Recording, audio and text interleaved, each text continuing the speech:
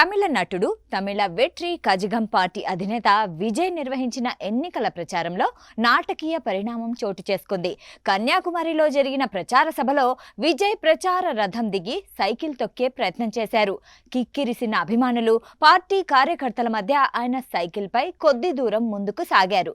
ఈ క్రమంలో గుంపులో నుంచి దూసుకొచ్చిన ఓ వ్యక్తి ఒక్కసారిగా ఎరుపు రంగులో ఉన్న గుండ్రటి వస్తువును విజయ్ పైకి విసిరడంతో ఒక్కసారిగా అక్కడి పరిస్థితులు మారిపోయాయి. ఈ హఠాత్ పరిణామానికి విజయ్ ఒక్కసారిగా కంగారు పడుతూ సైకిల్ నుంచి దిగిపోవడం కనిపించింది. దీంతో అక్కడి పరిస్థితి ఒక్కసారిగా మారిపోయింది. ఇందుకు సంబంధించిన దృశ్యాలు సైతం నెట్టింట వైరల్ గా మారాయి. తనపై బాంబు విసిరాడని భావించి విజయ్ కంగారు పడి సైకిల్ దిగిపోయారని నెటిజన్లు చర్చించుకుంటున్నారు. అటు విజయ్ సెక్యూరిటీ సిబ్బంది సైతం క్షణాల్లో ఆయన చుట్టూ రక్షణ వలయంగా ఏర్పడ్డారు.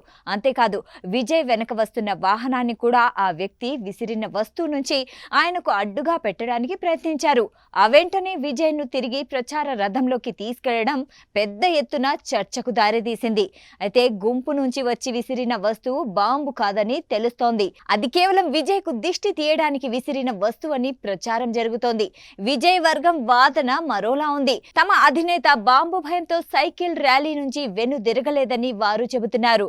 వేలాది మంది జనం ఒక్కసారిగా సైకిల్ ను చుట్టుముట్టడంతో విజయ్ ముందుకు వెళ్లలేని పరిస్థితి ఏర్పడిందని, జనం తాకిడికి ఎవరైనా గాయాలవుతాయనే ఉద్దేశంతో విజయ్ సైకిల్ దిగి వెళ్లిపోయారని అంటున్నారు.